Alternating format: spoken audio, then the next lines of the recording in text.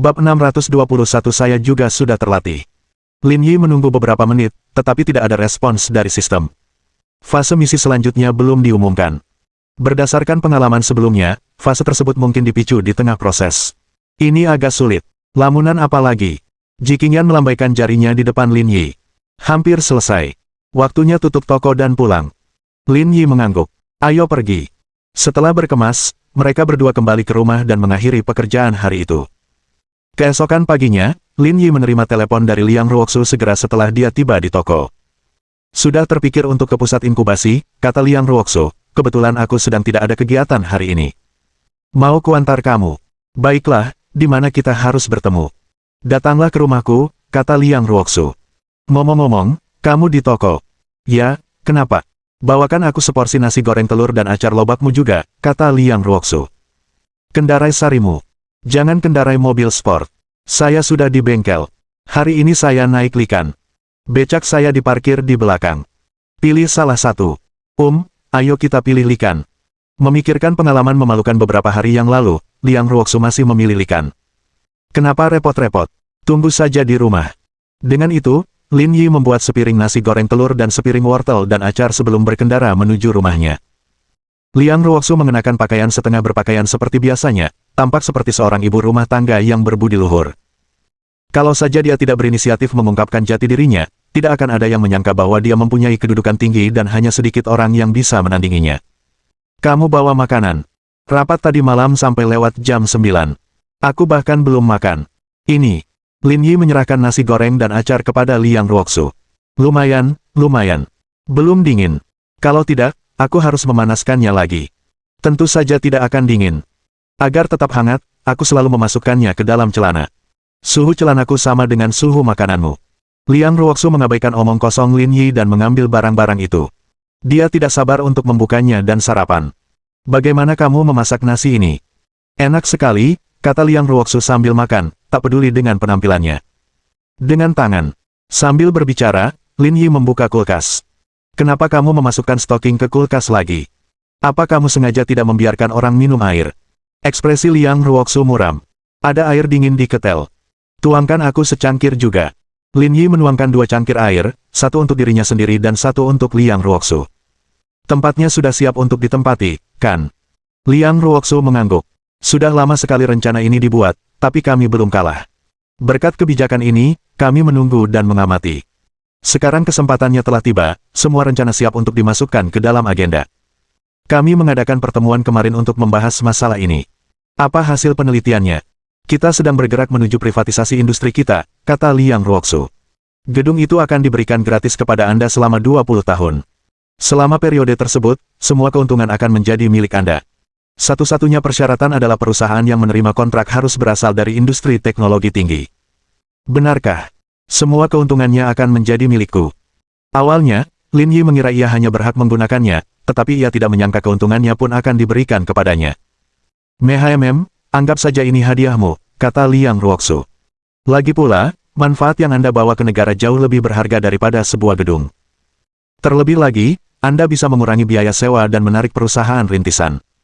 Harganya seharusnya hanya untuk mengembangkan aplikasi untuk sistem baru. Namun, ini hanya pendapat pribadi saya. Anda harus memutuskan bagaimana melakukannya. Ide bagus. Lagi pula itu kebijakan gratis. Sayang sekali kalau tidak diambil. Itulah yang kumaksud. Setelah selesai makan dengan puas, Liang Ruoxu kembali ke kamarnya untuk berganti pakaian. Ketika keluar, Lin Yi terkejut. Dia mengenakan sweater putih dan celana biru longgar, memperlihatkan pergelangan kakinya yang indah. Bahkan rambutnya diikat menjadi ekor kuda, membuatnya tampak seperti seorang mahasiswa. Kenapa kamu menatapku seperti itu? Kamu sudah 30-an. Kenapa kamu berpakaian seperti ini? Apa kamu pura-pura muda? Ulangi lagi. Liang Ruoxu geram. Aku baru 30 tahun. Siapa yang sudah 30-an? Yang ingin saya katakan adalah ini tidak sesuai dengan status Anda. Saya pejabat publik. Lebih tidak pantas lagi kalau saya pacaran dengan bos perusahaan swasta seperti Anda. Saat berbicara, Liang Ruoxu bahkan mengenakan masker dan kacamata hitamnya untuk menutupi wajahnya. Dia seperti mumi. Ayo pergi. Aku akan mengajakmu berkeliling. Setelah meninggalkan rumah, mereka berdua masuk ke dalam mobil. Mengikuti arahan Liang Ruoxu, mereka tiba di pusat inkubasi industri bergaji tinggi yang baru didirikan. Lokasi pusat inkubasi adalah 190 South Beach Road. Dia pernah datang ke sini sekali saat naik taksi, tapi dia tidak terlalu memperhatikan lingkungan sekitar. Mereka berdua menemukan tempat parkir kosong. Dari sana, mereka bisa melihat gedung 40 lantai tak jauh dari sana, kata Lin Yi. Tempatnya lumayan, tidak sebagus gedung Lingyun, tapi hampir mendekati. Belum lagi Zonghai, di seluruh Huaxia, gedung perkantoran mana yang bisa dibandingkan dengan gedung Lingyun. Liang Ruoxu mengeluh. Kamu aneh banget. Kadang kamu sok terkenal, kadang kamu sok cuek. Aku hanya menghabiskan 18 miliar untuk membeli gedung Lingyun. Itu tidak banyak. Lin Yi menepuk bahu Liang Ruoxu dengan sungguh-sungguh. Kamu terlalu berpikiran sempit dan tertutup. Akan sulit bagimu untuk menjadi hebat. Berhentilah menghinaku, kata Liang Ruoxu. Ayo masuk dan lihat. Keduanya berjalan berdampingan menuju gedung perkantoran di kota Xinluo. Kenapa aku merasa kita berselingkuh sekarang? Lagi pula, rasanya seperti kita berdua sudah menikah. Aku akan membunuhmu. Jangan bicara omong kosong. Cepat pergi. Bagian dalam gedung itu lebih sederhana dari apa yang dibayangkan Lin Yi. Desainnya tidak terlalu mewah. Lebih praktis daripada apapun. Tidak ada masalah berarti dalam hal tata letak dan dekorasi, malah memberikan kesan yang sangat baik. Selain itu, pengelola properti juga sudah pindah.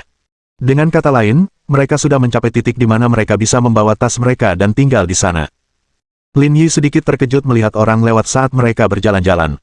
Apa yang sedang dilakukan orang-orang ini? Dia mungkin mendengar berita itu dan datang ke sini untuk memeriksa. Apakah mereka begitu terinformasi? Beberapa orang memiliki naluri bisnis yang tajam. Ditambah lagi fakta bahwa Zonghai tidak pernah kekurangan wirausahawan, banyak orang akan tahu jika ada pergerakan, kata Liang Ruoxu. Sama seperti tadi malam, ketika kami mengadakan rapat untuk membahas privatisasi perusahaan. Saya rasa berita ini mungkin bocor. Banyak orang bahkan mengharapkan pemotongan gaji dan sewa. Karena itu, wajar jika orang-orang ini datang ke sini lebih awal. Sungguh sekelompok orang yang pekerja keras. Apakah kamu merasa kamu jauh lebih malas dari sebelumnya? Liang Ruoxu tersenyum pada Lin Yi. Setelah menjadi miliarder, Anda mungkin tidak memiliki dorongan yang sama seperti sebelumnya. Lin Yi mengangkat bahu tak berdaya. Mengemudi. Biasanya aku bisa melakukan apa saja dengan mudah. Liang Ruoxu. Kamu keren banget kalau lagi nggak ngomong, tapi kalau lagi ngomong, aku merasa kamu minta dipukuli. Hehehe, kamu cuma iri. Kamerat Liang Ruoxu, pikiranmu sangat berbahaya. Berbahaya, dasar brengsek. Liang Ruoxu mencubit pinggang Lin Yi, mulai bekerja. Beraninya kau menyerangku, kata Lin Yi acuh tak acuh. Dengan tubuhmu yang kecil, lebih baik jangan pamer padaku. Kalau kamu tidak membawa senjata, lebih baik kamu tidak mencolok. Apakah menurutmu aku tinggal di halaman tanpa alasan, kata Liang Ruoxu. Aku sudah belajar kickboxing. Jangan meremehkanku. Lin Yi tiba-tiba teringat bahwa ketika ia masih di universitas normal, Liang Ruoxu secara tidak sengaja menunjukkan keahliannya. Sepertinya ia memang pernah berlatih sebelumnya. Kamu juga seorang wanita. Liang Ruoxu sedikit ragu. Ia tiba-tiba berbalik, meraih lengan Lin Yi, dan mengangkatnya ke bahunya, bersiap untuk melemparkannya ke bahunya agar Lin Yi bisa merasakan kekuatannya. Namun, begitu dia mengerahkan kekuatannya, dia tiba-tiba menyadari ada sesuatu yang salah. Tubuhnya terpaku di tanah bagaikan gunung kecil. Sekuat apapun ia mengerahkan tenaga, ia tak mampu menggerakkannya sama sekali. Hah! Kenapa tubuh bagian bawahnya begitu stabil? Tanya Liang Ruoxu heran. Bab 622 jelas bahwa mereka memiliki hubungan yang tidak pantas. Tindakannya sedikit lucu. Lin Yi menahan tawanya. Apa yang kau lakukan? Ekspresi Liang Ruoxu berubah canggung. Ini adalah taktik yang sudah sering ia coba sebelumnya.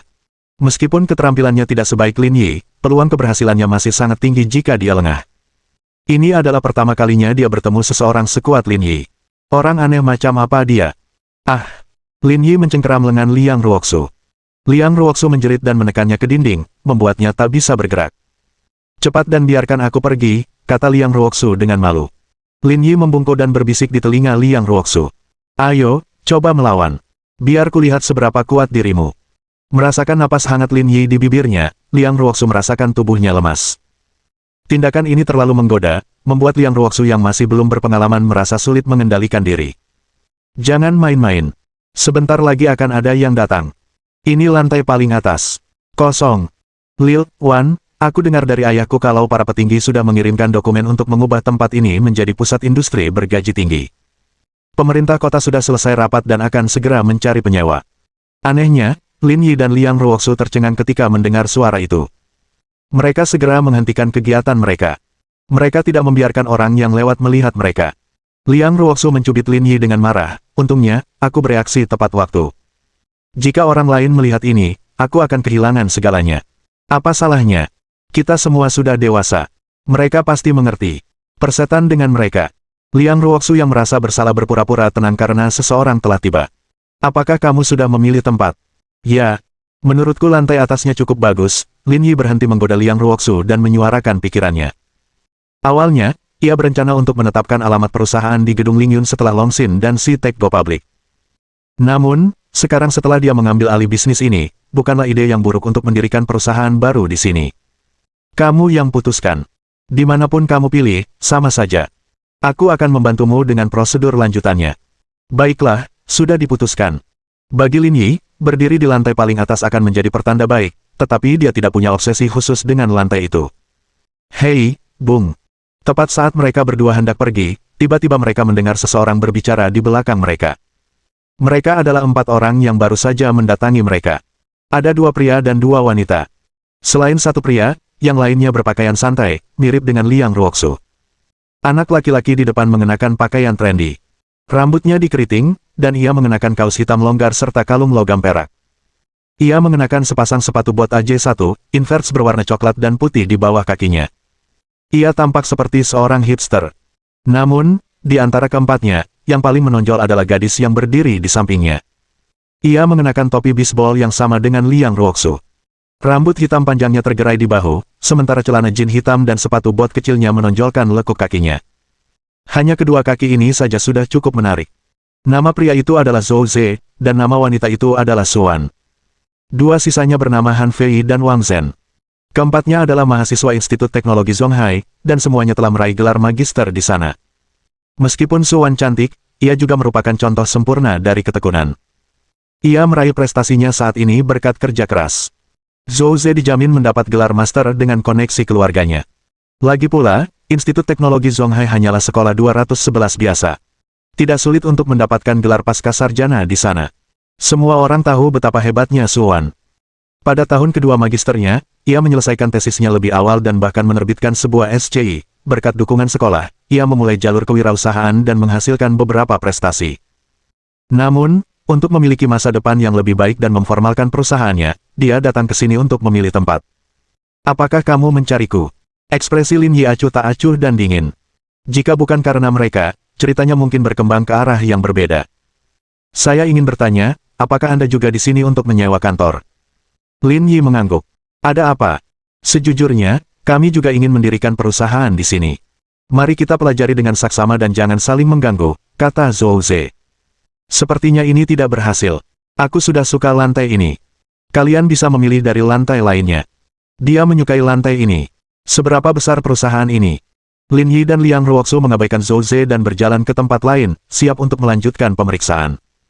Jika ada sesuatu yang tidak memuaskan, mereka harus membuat perubahan yang diperlukan. Singkatnya, mulai sekarang, ini adalah wilayah Lin Yi. Dia akan melakukan apa yang dia katakan.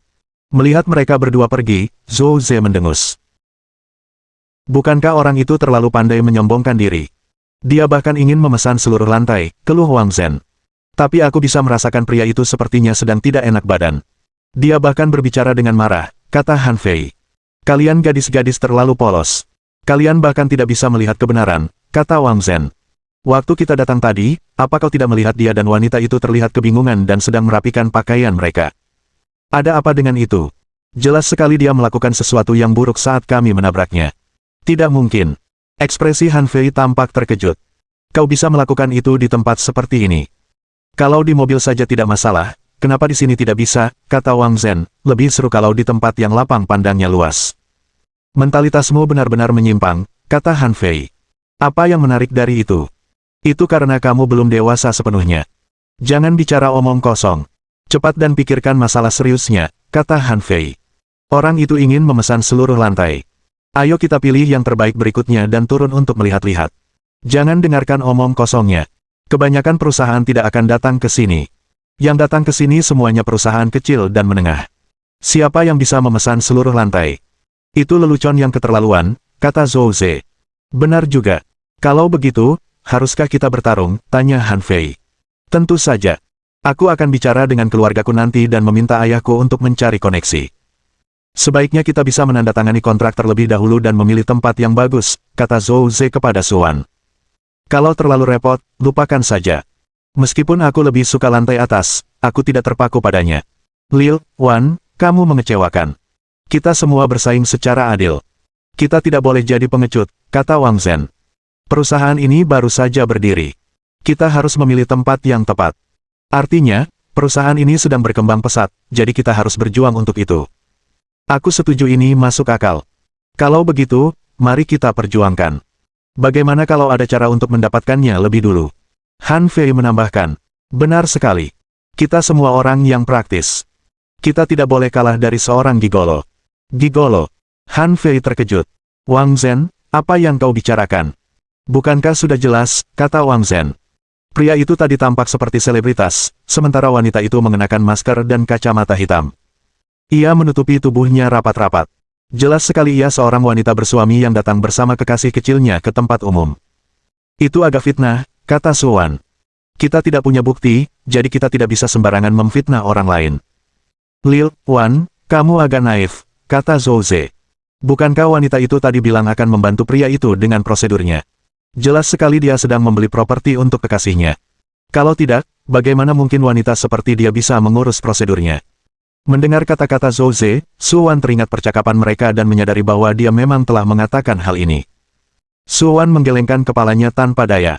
Sayang sekali properti ini diberikan kepada anak laki-laki itu. Dalam masyarakat saat ini, penampilan juga merupakan suatu keuntungan. Jika dia pergi mencari pekerjaan, dia akan bisa hidup dengan baik bahkan di tempat seperti Zonghai. Mengapa dia tidak bekerja keras untuk memperbaikinya? Sayang sekali. Baiklah, sudahi saja. Aku akan kembali dan meminta ayahku untuk membantu dan mencoba menandatangani kontrak sewanya terlebih dahulu. Saudara Zhou, aku serahkan ini padamu, kata Wang Zhen dengan percaya diri. Saya punya firasat bahwa selama kita bisa mencapai lantai teratas, perusahaan kecil kita akan bisa berkembang pesat di masa depan. Aku juga berpikir begitu. Sudah berakhir. Bab 623 bersikaplah lembut, jangan nakal. Setelah meninggalkan gedung, Lin Yi mengantar Liang Ruoxu ke kantor. Namun, ketika mereka berada sejauh 200 meter, Liang Ruoxu meminta Lin Yi untuk menghentikan mobilnya, takut orang lain akan mulai bergosip tentang mereka. Setelah mengantar Liang Ruoxu pergi, Lin Yi kembali ke toko. Setelah menyelesaikan tahap pertama misi, suasana hati Lin Yi membaik drastis. Saya akan menjualnya sebanyak yang saya bisa. Petik 1. Setelah buka usaha, pelanggan pun segera berdatangan. Lin Yi menyadari bahwa sebagian besar orang yang datang untuk makan ada di sana karena reputasinya. Terlebih lagi, ada juga banyak wanita kaya. Harga setiap meja berkisar sekitar 1000 yuan, jumlah yang tidak sedikit. Bos, aku lupa bawa dompet hari ini. Apa aku masih bisa makan nasi goreng telur denganmu? Tidak, kecuali ukuran payudaramu adalah E-cup. Aku nggak punya cup kamu bisa bayar pakai tubuhku. Semua cewek di ruangan ini mau bayar pakai tubuh mereka. Kamu pikir kamu siapa? Lin Yi yang sedang memasak merasa ada sesuatu yang salah. Nada bicara orang ini terdengar sangat familiar. Dia berbalik dan melihat Wang Ying berdiri di pintu. Wang Ying berpakaian seperti wanita dewasa. Ia mengenakan kemeja putih dan setelan jas wanita. Di baliknya, ia mengenakan stoking berwarna kulit dan rok kerja. Ia juga mengenakan sepatu hak tinggi hitam. Jelaslah bahwa dia datang langsung dari perusahaan tanpa berganti pakaian. Kak Ying, kenapa kamu di sini? Lin Yi tersenyum. Bukankah kamu bilang akan kembali beberapa hari lagi setelah pekerjaanmu selesai? Wang Ying sudah lama tahu bahwa Lin Yi telah membuka toko di sini, tetapi dia tidak datang karena dia memiliki banyak pekerjaan yang harus dilakukan. Namun, sehari sebelumnya, Wang Lu telah menceritakan kepada Wang Ying apa yang telah terjadi. Hari ini, dia tidak bisa menahan diri untuk tidak berlari saat istirahat makan siang. Sebenarnya, ini karena aku tidak menyangka bisnismu akan sepopuler ini. Lulu bilang kamu tidak bisa mengurusnya sendiri, jadi aku berpikir untuk datang membantumu. Saat dia berbicara, Wang Ying meletakkan tasnya di lemari es dan berbisik kepada Lin Yi. Sebelum saya datang, saya sudah bertanya kepada Sekretaris Qiu. Beliau bilang Presiden Ji sedang bertemu Direktur Guan, yang bertanggung jawab atas Yaluo Design, untuk membicarakan dermaga Wangjiang. Beliau tidak akan datang dalam waktu dekat, jadi kita tidak akan ketahuan. Kamu adalah kekasih yang sempurna. Wang Ying tersenyum menawan. Kalau aku tidak tahu sebanyak ini, aku tidak akan bisa memberikan apapun padamu. Jangan bilang begitu. Siapapun yang melihat tubuh montok tapi tidak gemuk ini pasti suka. Jangan khawatir, orang lain hanya bisa melihatnya, tapi kamu bisa makan apapun yang kamu mau. Wang Ying mencium pipi Lin Yi tanpa ragu. Lin Yi memeluk pinggang Wang Ying dan mencubit pantatnya.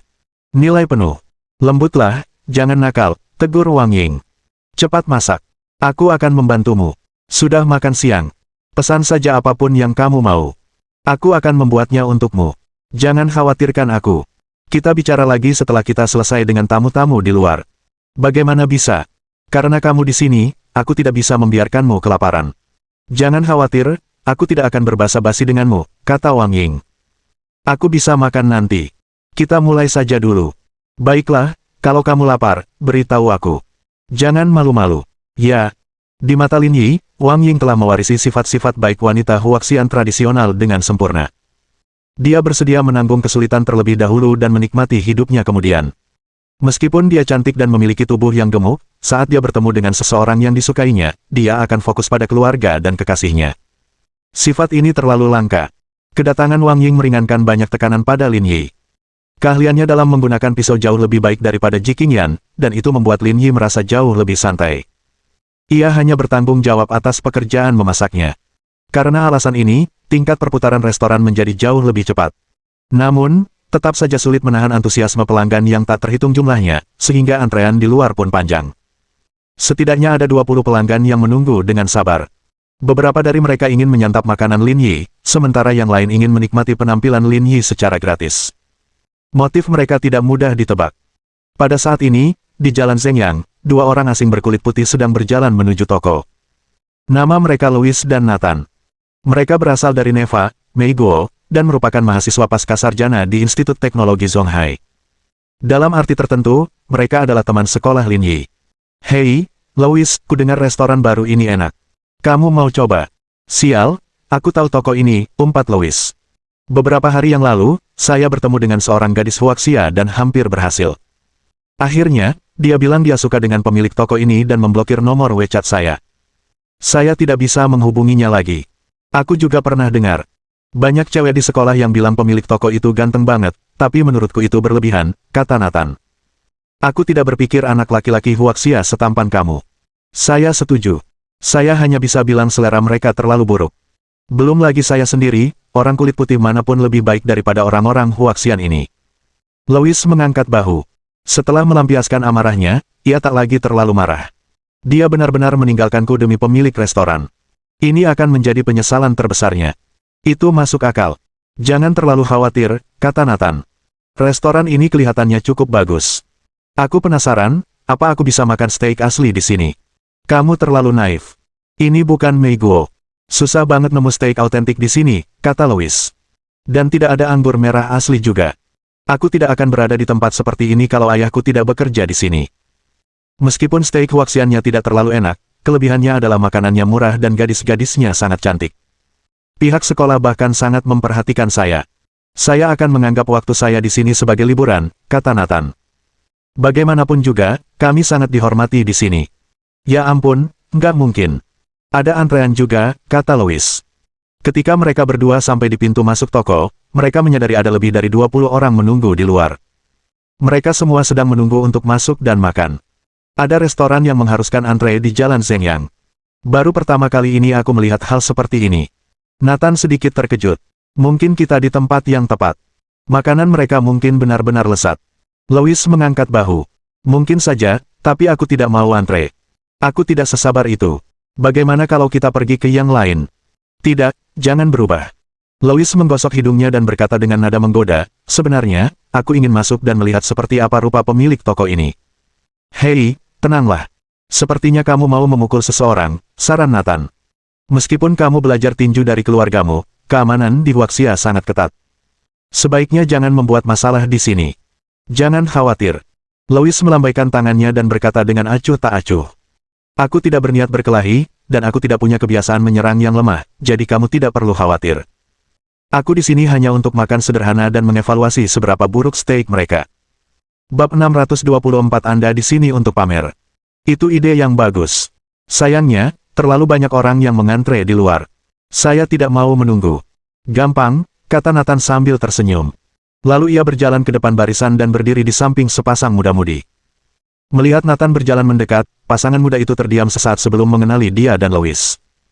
Mereka juga mahasiswa Institut Teknologi Zonghai dan tahu tentang Louis dan Nathan. Saya Nathan, mahasiswa internasional dari Meiguo. Kami ingin makan di sini. Bisakah kalian berdua memberikan tempat duduk kalian untuk kami? Menyerahkan tempat duduk kami. Anak laki-laki itu tampak tidak sehat.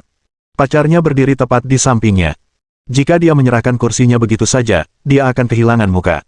Kami sudah antri lebih dari setengah jam. Kenapa kami harus memberikan tempat duduk kami padamu? Nathan tertegun. Ia tak menyangka anak ini akan menolak permintaannya. Kau tidak tahu siapa aku, tanya Nathan. Jangan lupa ayah Louis adalah petinju profesional. Terus kenapa, tanya anak laki-laki itu, tak mau kalah. Kalau mau makan, antri saja di belakang. Jangan coba-coba ngambil tempat kami. Kalian benar-benar mengesankan karena menolak kami, kata Louis. Kalau kalian tidak keberatan, aku ingin bicara denganmu. Berani ikut denganku. Kenapa aku tidak berani? Aku tidak takut padamu. Jangan merendahkan dirimu ke level mereka. Gadis itu memegang tangan pacarnya, takut mereka akan bertengkar. Louis dan Nathan sama-sama terkenal kejam. Kalau mereka benar-benar bertengkar, pacarnya pasti bukan tandingan mereka. Jika pihak sekolah mengetahui hal ini, mereka mungkin akan menghukumnya. Ayo pergi. Kita makan lain hari saja. Abaikan saja mereka. Tidak, kami akan makan di sini hari ini. Ayah, jadilah anak baik dan ikuti aku.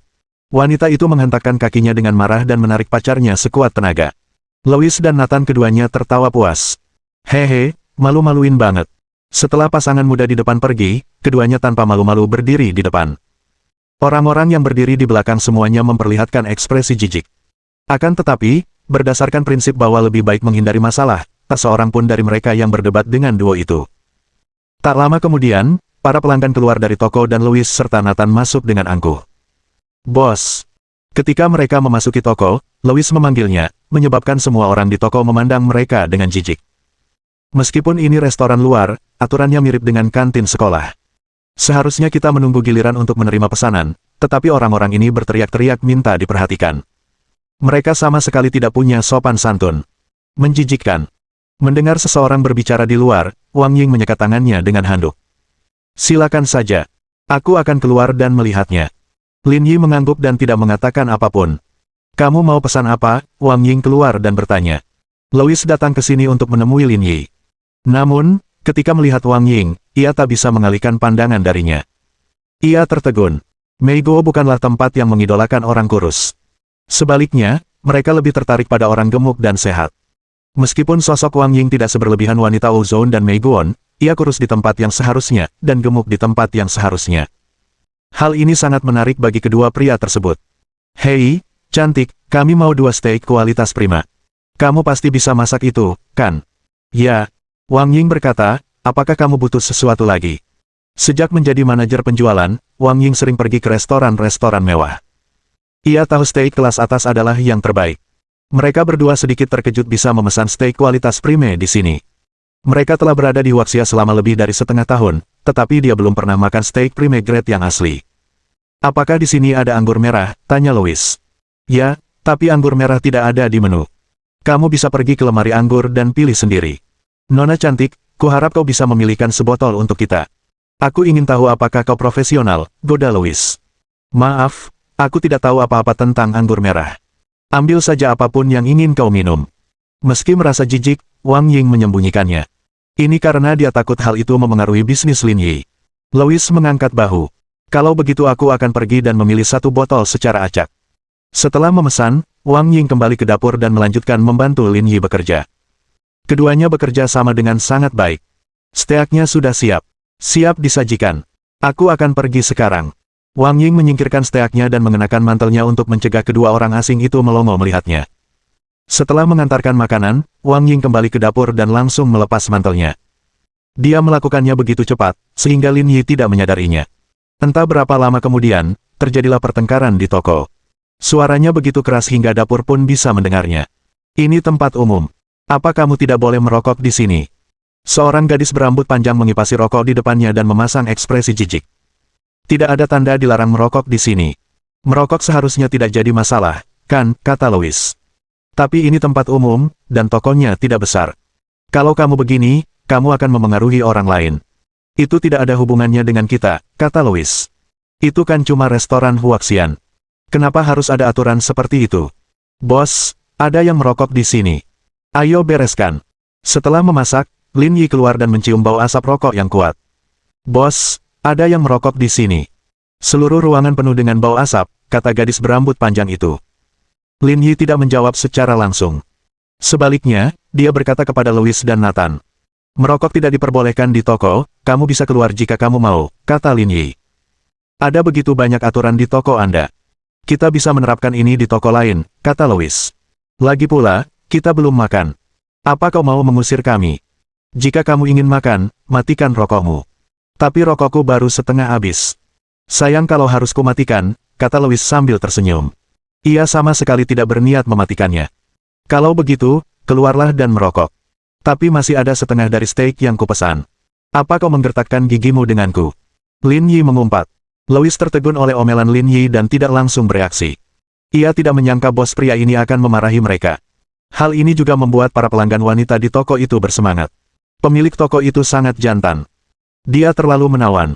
Kalian berdua, matikan rokok kalian atau keluar dan merokok. Jangan membuatku membuang-buang napas di sini. Louis bersandar di kursinya dan menyilangkan kaki. Ia memegang sebatang rokok dan menatap Lin Yi dengan tatapan bercanda. Bagaimana kalau aku ingin makan dan merokok di saat yang bersamaan? Apa yang bisa kau lakukan padaku? Kalau begitu aku hanya bisa memenuhi permintaanmu. Louis tersenyum dan memandang gadis di meja sebelah. Kalian lihat itu. Orang lain tidak boleh merokok di sini, tapi aku boleh. Itulah bedanya. Jadi, kuharap kalian semua bisa tenang. Steak dan anggur merah mereka lumayan. Jangan ganggu suasana makan kita. Louis berhenti di tengah kalimat. Dia terkejut melihat Lin Yi merebut rokok dari tangannya dan menekannya pada sisa potongan steak, sehingga menimbulkan suara mendesis. Sebelum mereka dapat memahami apa yang terjadi, mereka melihat Lin Yi menarik rambut Louis dan menekannya langsung ke piring. Ah! Louis menjerit saat piring yang berisi steak hancur. Orang-orang yang sedang makan di toko terkejut. Serangan Lin Yi terlalu tiba-tiba sehingga mereka tidak bisa bereaksi. Lepaskan aku. Louis berjuang sekuat tenaganya. Dia ingin melepaskan diri dari cengkeraman Lin Yi, tetapi dia segera menyadari bahwa itu sia-sia. Kamu tidak ingin merokok sambil makan. Aku sudah menciptakan kesempatan untukmu. Ayo kita mulai. Apa kalian orang Huaxian hanya tahu cara melancarkan serangan diam-diam? Kalau kalian punya kemampuan, lawan aku secara terbuka. Louis meronta. Lin Yi melepaskan Louis, yang wajahnya penuh dengan sup steak. Pada saat ini, dia seperti seekor harimau ganas saat dia bangkit dari kursinya dan memelototi Lin Yi. Beraninya kau menyerangku. Kau mencari mati. Louis mengayunkan tinjunya ke Lin Yi. Dengan kekuatan tempur kelas E dan tubuh yang sempurna, kemampuan tempur Lin Yi semuanya adalah yang terbaik. Dari sudut pandang Lin Yi, serangan tingkat ini bahkan tidak sepenting gerimis. Dia meraih pergelangan tangan Louis dan menariknya ke depannya. Pada saat ini, Louis merasa tidak mampu mengendalikan tubuhnya. Pria ini lebih kuat dari yang ia bayangkan. Saat Louis kehilangan keseimbangan, Lin Yi menendangnya di punggung dan melemparkannya ke tanah. Ya ampun, bosnya benar-benar sekuat itu. Beberapa orang di ruangan itu mengenal Louis dan Nathan dan tahu bahwa mereka tidak boleh dipermainkan. Mereka tidak menyangka Louis dan Nathan akan dipukuli oleh pemilik toko yang tampan hari ini. Ini terlalu memuaskan. Louis bangkit dengan susah payah dan menatap Lin Yi dengan ketakutan. Apakah kamu di sini untuk pamer? Lin Yi berkata dengan dingin. Aku Mei Guan. Beraninya kau memukulku. Ini belum berakhir. Berapa banyak lagi Mei Guan yang akan kau kirim? Lin Yi menendang lagi, mematahkan batang hidung Louis. Ah! Jeritan menggema di toko. Louis menutup hidungnya kesakitan dan berguling-guling di tanah. Tidakkah kau akan mengatakan kau Mei Guan lagi? Tidak, jangan bicarakan ini lagi. Bagaimana denganmu? Lin Yi menatap Nathan. Aku nggak akan ngomong lagi. Aku bukan Mei Guan. Jangan lakukan apapun padaku. Jangan buang-buang waktu, kata Lin Yi dengan tidak sabar, bayar, jangan tunda urusanku. Ya. Kami akan bayar sekarang. Total 140.000, kartu atau tunai. 140.000. Louis dan Nathan bukan satu-satunya yang terkejut. Semua orang di toko itu tercengang. Meskipun makanannya agak mahal, tapi tagihannya seharusnya tidak semahal ini, kan? Bosnya tampan sekali. Mustahil dia memeras orang secara terang-terangan, kan? Dagingnya 2.800. Sisanya untuk anggur merah. Itu Romane Conti berumur 4 tahun. Menurutmu, harganya sepadan? Mereka berdua benar-benar tercengang. Mereka baru saja memesan sebotol anggur merah, tapi harganya ternyata semahal itu. Perkataan Lin Yi mengejutkan semua orang di toko. Sebenarnya ada anggur yang mahal. Orang biasa tidak mampu membelinya sama sekali. Kami tidak punya uang sebanyak itu. Kamu tidak punya banyak uang? Tanya Lin Yi. Apakah kamu di sini untuk makan dan bersenang-senang? Bukan itu maksud kami. Beri aku waktu beberapa hari, dan kami akan mengambil uangmu. Jangan lakukan apapun padaku, kata Nathan. Nathan hampir mengompol ketika melihat betapa parahnya Louis dipukuli. Tubuhnya tidak sekuat Louis. Jika dia dipukuli, dia mungkin harus dirawat di rumah sakit untuk pemulihan. Lin Yi. Wang Ying keluar dari dapur. Kendalikan amarahmu. Tidak baik bagi kita untuk mengambil tindakan sendiri. Ayo kita panggil polisi dan biarkan mereka yang menanganinya. Itu juga berhasil. Lin Yi setuju dengan santai. Ini adalah solusi yang paling masuk akal saat ini. Jika dia meninggalkannya di sini, pasti bisnisnya akan tertunda. Kalau mereka pergi, uang makannya juga akan hilang. Jadi, sebaiknya biarkan polisi yang mengurusnya. Wang Ying mengeluarkan ponselnya dan menelepon polisi. Karena dia benar, polisi pasti akan mendapatkan keadilan untuknya. Bos, tidak pantas bagimu untuk memanggil polisi, kata seorang gadis berambut panjang yang mengenakan gaun. Hah, kenapa tidak pantas? Mereka mahasiswa asing. Polisi pasti akan memihak mereka, kata gadis itu.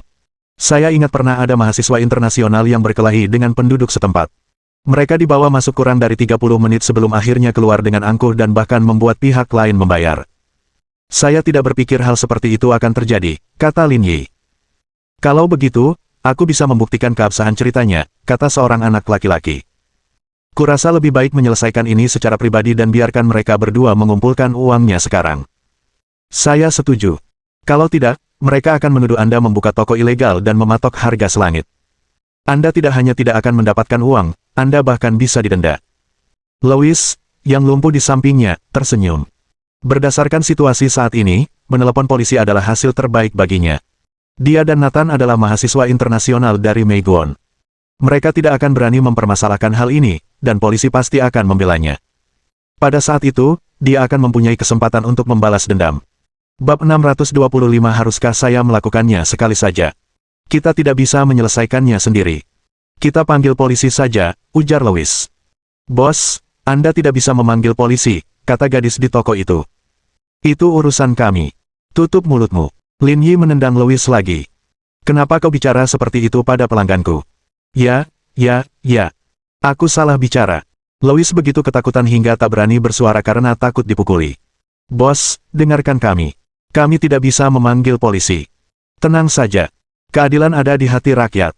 Aku benar di sini, jadi tidak ada yang perlu ditakutkan. Itu benar, tetapi para siswa di toko masih sedikit khawatir. Bosnya masih terlalu muda dan belum pernah mengalami hal seperti ini sebelumnya, jadi dia tidak tahu betapa seriusnya masalah ini. Tak lama kemudian, sirene terdengar di luar pintu. Petugas polisi dari kantor polisi distrik masuk.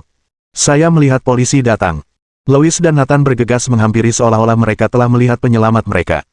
Pak polisi, pria Huaxian ini memukul kami dan bahkan memberi kami steak dan anggur palsu untuk menipu kami.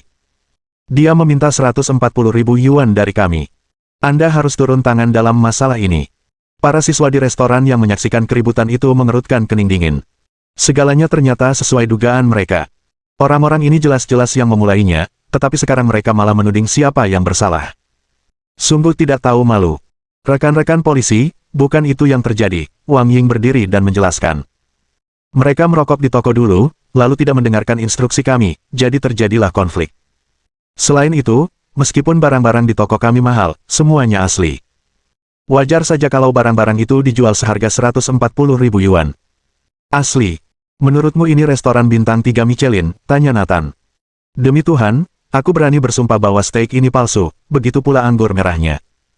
Total biayanya tidak akan lebih dari 50 yuan, tapi kau malah meminta 140.000 yuan. Ini terlalu mahal. Ini penipuan. Tuhan tidak akan mengampunimu. Mendengar ucapan Nathan yang tidak tahu malu, siswa lainnya tidak tahan lagi. Petugas, kalian tidak bisa percaya padanya. Bos tidak berbuat salah pada mereka.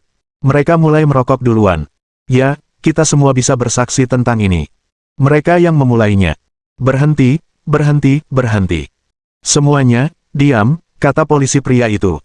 Kami akan menyelidiki masalah ini secara menyeluruh. Tidak perlu diselidiki, kata Lin Yi kepada Louis dan Nathan. Aku menelepon polisi ke sini untuk menghemat waktuku agar bisa fokus pada urusanku. Bukankah agak tidak etis kalau kau bertingkah seperti ini di depan orang lain dan bertingkah seperti ini di belakang mereka?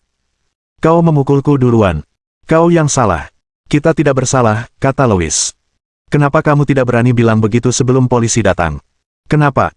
Apa menurutmu ada yang bisa membelamu sekarang karena mereka sudah di sini? Aku takut melawanmu karena aku tidak bisa mengalahkanmu. Sekarang polisi sudah datang, mereka akan membantuku. Lin Yi sangat marah hingga tertawa. Aku sudah hidup bertahun-tahun, tapi baru kali ini aku bertemu pengecut sepertimu. Alasanmu terdengar begitu elegan dan berkelas. Tidak ada yang perlu dipermalukan. Bagaimanapun, polisi akan menanganimu. Lin Yi menghampiri kedua polisi itu dan tersenyum. Kalian tahu siapa saya? Saya bersedia. Petugas laki-laki itu tampak gugup dan gelisah. Sekalipun kami tidak kenal sutradaranya, kami akan kenal Anda. Liang Ruoxu telah memberitahu mereka tentang Lin Yi ketika Zhou Peng datang untuk menimbulkan masalah. Meski keadaan tampak tenang di permukaan, semua orang di kantor polisi distrik diam-diam mengamati perkembangan, takut sesuatu yang besar akan terjadi. Kalau begitu, keluarlah dulu dan masuklah saat aku memanggilmu. Baiklah, kami akan lanjutkan. Beritahu kami kapanpun Anda membutuhkan kami. Setelah mengatakan itu, kedua petugas polisi itu berbalik dan pergi. Louis dan Nathan berdiri terpaku di tanah dengan bingung. Mereka tidak tahu apa yang sedang terjadi. Mengapa mereka pergi begitu saja? Penonton lainnya tidak berbeda. Kau mengusir kedua polisi itu hanya dengan satu kalimat itu. Apakah kantor polisi itu milik bos tampan? Lin Yi memandang Louis dan Nathan. Menurut kalian berdua, sebaiknya aku langsung saja melakukannya atau langsung saja. Kau tidak bisa melakukan ini. Kami Mei Guan. Kau salah karena menyerang kami. Kau akan dimintai pertanggungjawaban. Dianggap bertanggung jawab. Kamu pikir aku takut? Lin Yi mencengkeram kepala Nathan dan menendang wajahnya hingga mematahkan batang hidungnya. Nathan menutup hidungnya dan berbaring di tanah sambil melolong. Louis begitu ketakutan hingga ia membenamkan kepalanya di antara kedua tangannya dan memohon ampun. Jangan lakukan itu. Kami mengakui kesalahan kami. Kami akan membayarmu. Jangan lakukan itu. Dasar sekelompok pengecut. Lin Yi mengumpat dan memanggil dua petugas polisi itu. Tuan Lin, sudah selesai. Bisakah kami membawanya pergi? Bawa dia kembali dan terus pukuli dia. Prosedur ini tidak bisa diabaikan. Aku tahu. Polisi itu menyeka keringat dinginnya dan berkata. Mereka juga harus mengganti rugi 200.000 yuan untuk makanan mereka dan kerugian yang diderita toko saya. Kalau mereka tidak membayar, jangan lepaskan mereka. Oke. Kami akan melakukan apa yang kau katakan. Ya. Lin Yi melambaikan tangannya, ayo pergi. Sesuai instruksi Lin Yi, polisi membawa Louis dan Nathan pergi. Para pelanggan di restoran melihat betapa hebatnya Lin Yi. Waktu polisi datang ke sini, mereka harus bicara sopan dan memberi banyak rasa hormat ke bos. Ini luar biasa. Baiklah, ibadah siang hari ini cukup sampai di sini, kata Lin Yi, kita lanjutkan pukul 3 sore. Maaf, semuanya. Tidak apa-apa, kata gadis itu kagum. Bos, Anda telah membantu kami melampiaskan amarah. Saya sangat senang. Bos, aku nggak ngangka kamu jago banget bertarung. Kamu punya otot perut. Boleh aku sentuh? Tentu. Tunggu, kenapa kamu menjulurkan lidahmu? Orang-orang di toko itu pergi satu demi satu. Namun, Wang Ying tidak pergi, malah membantu Lin Yi membersihkan toko dan menyeka darah di lantai sebelum pergi. Masih ada waktu sebelum pukul 3 sore. Lin Yi memanfaatkan waktu ini untuk bersantai sejenak. Tahap misi berikutnya pasti akan dipicu saat bekerja, jadi dia tidak bisa berhenti. Pada pukul 3 sore, Lin Yi menurunkan tanda, tutup untuk bisnis, dan bersiap menerima pelanggan. Tidak lama kemudian, pintu toko didorong terbuka. Pada saat yang sama, terdengar rentetan tawa. Lil, Wan, biar ku beritahu. Toko ini sangat populer di kota universitas kita sekarang. Lagi pula, bosnya sangat tampan. Kebetulan aku sedang tidak sibuk hari ini, jadi aku mampir untuk mencobanya. Mendengar seseorang masuk, Lin Yi keluar dari dapur. Dia menyadari bahwa kedua gadis yang datang tampak anehnya familiar. Dia tampaknya telah bertemu kedua gadis itu di gedung itu pagi hari. Su Wan dan Han Fei sama-sama terkejut. Mereka tidak pernah menyangka akan bertemu gigolo itu di sini. Apakah dia bosnya? Dia sangat tampan. Tampaknya mungkin. Bab 626 Kau juga seorang hooligan tua. Kamu pemilik toko ini. Han Fei bertanya dengan tidak percaya. Tidak bisakah itu terjadi? Lin Yi tidak menunjukkan permusuhan apapun terhadap mereka berdua. Ia hampir lupa apa yang terjadi tadi pagi. Semua menu tersedia. Pesan saja sesukamu. Mereka melihat menunya. Makanannya memang tidak murah, tapi mereka berdua mampu membelinya. 2 porsi nasi goreng telur, 1 porsi sup iga babi jagung, dan 1 porsi acar lobak. Melihat Lin Yi kembali ke dapur, Han Fei berbisik di telinga Suwan. Lil, Wan, ada apa? Dia koki di restoran, tapi dia juga ingin menyewa unit di pusat inkubasi. Bidangnya beda banget, kan? Suwan memikirkannya dan bertanya, apakah dia akan membuka kantin di sana? Itu mungkin saja, kata Han Fei. Biasanya, gedung seperti ini punya kafetaria. Kebetulan, dia juga seorang koki. Ini cocok. Jika itu masalahnya, kita mungkin tidak punya peluang, kata Suwan. Ruang untuk kantin biasanya menghabiskan seluruh lantai. Harganya juga tidak murah. Han Fei mengangguk dan setuju dengan Suwan. Wanita berkacamata hitam dan bermasker itu benar-benar kaya. Dia menghabiskan banyak uang untuknya. Mau bagaimana lagi? Dia sangat tampan. Kamu tidak bisa berkata begitu, kata Han Fei, kamu juga sangat cantik, tapi bukankah kamu mengandalkan kemampuanmu sendiri untuk berhasil? Setiap orang punya ambisinya masing-masing. Tak perlu menghakimi orang lain, kata Suwan lembut. Dia bisa dibilang mandiri dengan membuka restoran di sini. Bukankah dia juga mengandalkan kemampuannya untuk mencari nafkah? Meskipun dia mandiri, penghasilannya jelas tidak sebanyak wanita kaya, kata Han Fei. Kalau tidak, dengan penghasilannya, meskipun dia bekerja keras seumur hidupnya, dia tidak akan mampu membayar sewa 1 lantai penuh pusat inkubasi. Kecilkan suaramu. Jangan sampai ada yang mendengarmu. Tidak lama kemudian, Lin Yi membawa makanan yang mereka pesan. Bos, kamu juga pergi ke pusat inkubasi hari ini, kan? Apa kamu tertarik dengan tempat itu? Tanya Han Fei. Apa yang telah terjadi? Kami juga tertarik dengan lantai atas, jadi kami ingin bertanya apakah ada ruang untuk negosiasi. Dari sudut pandang Han Fei, jika dia ingin membuka kantin di gedung itu, dia hanya bisa melakukannya dari lantai atas. Akan lebih baik jika dia terbuka untuk bernegosiasi, karena Zhou Ze tidak perlu menghubunginya. Tidak, coba lantai lainnya, kata Lin Yi tanpa melihat ke atas. Baiklah, kalau begitu kita hanya bisa bersaing secara adil. Han Fei merasa meskipun wanita kaya di sampingnya kaya, keluarga Zhou Ze juga tidak buruk. Jika dia menggunakan koneksinya cukup awal, tidak akan menjadi masalah baginya untuk mencapai lantai teratas. Cih, bukannya dia cuma dilindungi wanita kaya. Apa yang harus dibanggakan? Lin Yi melirik Han Fei dan merasa bahwa wanita ini cukup menarik. Dia bahkan ingin bersaing dengannya. Seluruh pusat inkubasi ini milikku. Bagaimana mungkin kau melawanku untuk itu? Karena masalah seputar penyewaan lantai atas, tak satu pun dari gadis itu berminat untuk makan. Alhasil, mereka berdua makan dengan sangat cepat. Setelah membayar, mereka pun bergegas pergi. Pria ini terlalu pandai berpura-pura. Bukankah dia sedikit tampan? Kenapa dia bertingkah seperti itu? Dia bahkan tidak mendongak atau membuka mata saat berbicara. Seolah-olah dia tidak menganggap kita serius. Kami hanya perusahaan rintisan kecil, bukan konglomerat besar. Kenapa dia harus menganggap kami serius? Bukankah kita baru saja memulai? Wajar kalau perusahaan ini kecil, kata Han Fei. Tapi kami membangun ini dari nol dan tidak melakukan apapun yang curang. Dia punya wanita kaya di belakangnya, jadi aku meremehkannya. Sungguh sia-sia mukanya. Apakah kamu harus begitu marah, kata Suwan. Selebritas yang kau incar juga didukung oleh perempuan-perempuan kaya. Bukankah kau juga salah satu pendukung mereka yang terkenal? Itu berbeda. Ada yang sengaja memfitnah selebritas itu. Di sisi lain, kita melihat apa yang terjadi antara dia dan perempuan itu. Lagi pula, pria ini ingin memesan seluruh lantai. Masalahnya jelas terlihat. Sudah kubilang, setiap orang punya ambisi masing-masing. Jangan terlalu ikut campur dan fokus saja pada urusan masing-masing. Lagi pula, nasi goreng telur buatannya lumayan enak. Aku belum puas memakannya. Untuk waktu yang lama, Suwan tidak memiliki kesan yang baik terhadap orang-orang yang mengandalkan penampilan mereka untuk mencari nafkah. Namun, ia juga tahu bahwa ini urusan orang lain. Ia tidak bisa ikut campur, dan ia juga tidak berhak berkomentar terlalu banyak. Sebenarnya, aku tidak peduli dia punya wanita kaya atau tidak, tapi wajahnya yang arogan benar-benar menyebalkan. Seolah-olah seluruh gedung ini miliknya, kata Han Fei. Nanti aku telepon Zhou Ze dan tanya apa dia bisa sewa unit di lantai atas. Nanti aku tampar mukanya pakai kontrak sewa. Tidak lama setelah mereka berdua pergi, bisnis di toko itu pun kembali bergairah. Namun, tidak lama kemudian, pintu toko itu didorong terbuka dengan marah. Seorang pria parubaya masuk bersama 2 orang mahasiswa. Di mana bosnya? Direktur Lee, bosnya satu-satunya orang di restoran ini. Dia mungkin sedang memasak di dalam, kata seorang gadis berambut panjang. Ayo pergi. Ikuti aku untuk menemukannya. Nama pria parubaya itu adalah Li Ziwei, dan dia adalah Direktur Departemen Urusan Akademik Institut Teknologi Zonghai.